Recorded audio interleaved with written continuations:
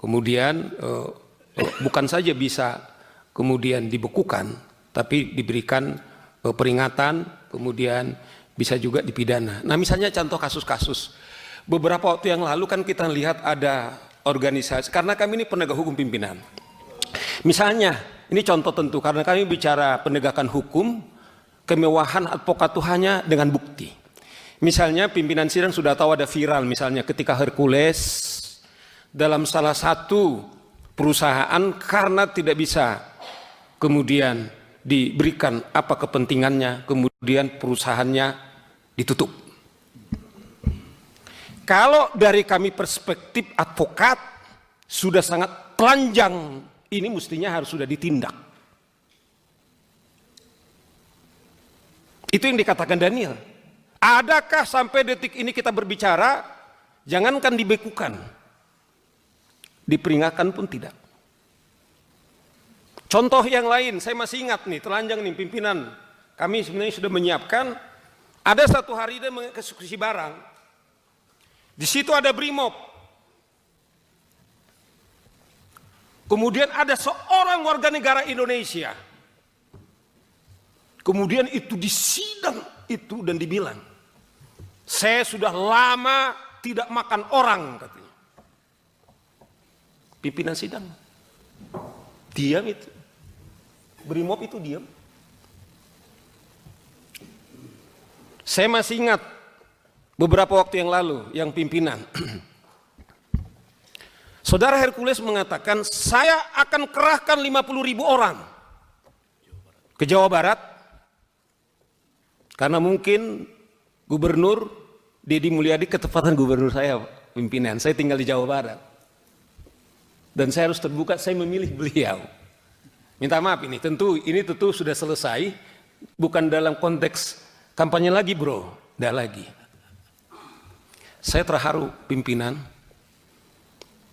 gubernur kami berpidato, setelah dia dilantik 3 bulan, baru sekali dia datang ke kantor. Saudara bisa cek. Yang ada itu adalah wakil gubernur, kemudian dengan sekretaris daerah yang menikmati kantor itu. Karena dia menyebutkan nama ormas saja kemudian dia diancam. Saudara Deddy Mulyadi datang ke tempat saya. Apa maksud Anda? Tidak ada di situ, dia hanya ingin membentuk pemerintah daerah Jawa Barat, membentuk ormas. Yang saya miris pimpinan, polisi tidak akan mampu membubarkan kami. Kemudian kita bertanya, ada apa? Itu yang sekarang terjadi di Depok. Bukan saja aparat penegak hukum kita, polisi kita, kemudian dikejar-kejar. Tetapi ada 3 mobil polisi kemudian mereka bakar. Kalau itu saja kemudian tidak ada lagi tindakan, sebenarnya menurut saudara Daniel itu adalah instrumen di undang-undang ormas. Sudah layak dibekukan, tapi pertanyaannya adalah apakah telah dibekukan? Kembali kita sudah berangkat definisi ormas itu adalah apa? Bukan hanya kita bicara soal ormasnya, sifat dan perilaku. Saya tadi Habib, saya tetap harus klarifikasi, sudah viral. Apakah karena beliau itu katanya dekat dengan presiden, Bung, yang dari Gerindra? Memang sudah dijawab oleh saudara Habib berkali-kali. Apakah karena dia dengan presiden? Ini pertanyaan-pertanyaan kami, kemana kami lari? Hanya kita menyuarakan ke wakil kita. Itu yang saya bilang, kalau tentara kemudian Brimob saja kemudian hanya duduk seperti ini, sementara si preman kemudian menyidangkan. Ada harapan nggak dengan Bung Robert, pimpinan sidang? Saya tidak tahu, mungkin saya menyuarakan ini, tapi kalau saudara di sana mengatakan, kami juga sangat terhormat demi seperti dibilang Pak Sigit. Kami berterima kasih kepada Tampak untuk menyelamatkan.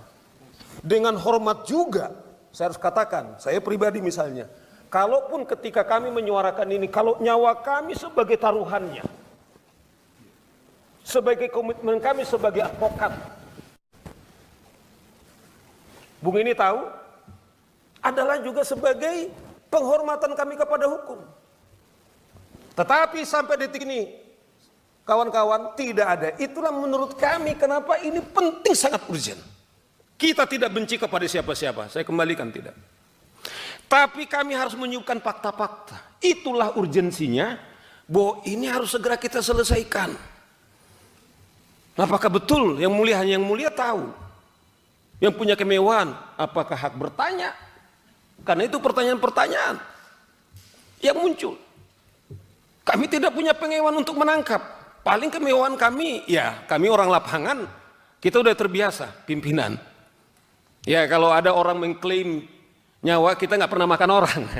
Tapi alhamdulillah lah masih. Ya Petrus ya, nggak pernah kita makan orang. Tapi alhamdulillah kita sampai ini selamat. Inilah contoh-contoh kita meminta supaya Komisi 3 mendesak Kumham, Menteri Dalam Negeri, mengapa ini kemudian tidak ada tindakan?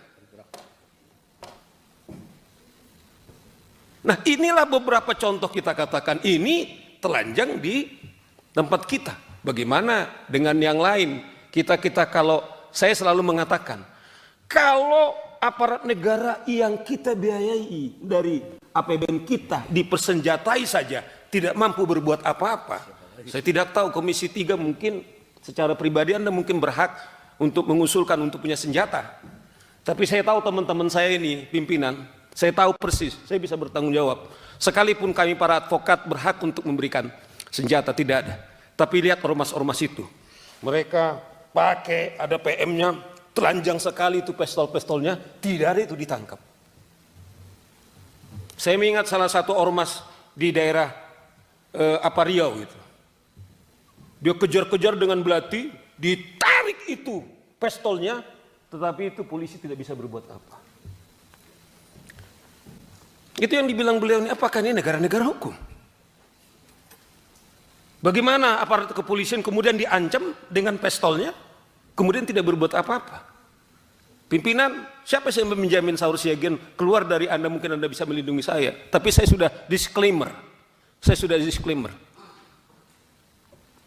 Demi komitmen saya, kepercayaan saya sangat terhormat. Termasuk kawan-kawan saya ini, hanya dalam hitungan 2 hari Pak. Tiap hari advokat terpanggil Pak. Saudara Muniar itu berlari-lari tadi dari Bogor, pokoknya saya ikut katanya. Itu urgensi kemudian yang menjadi keadaan kita saat ini.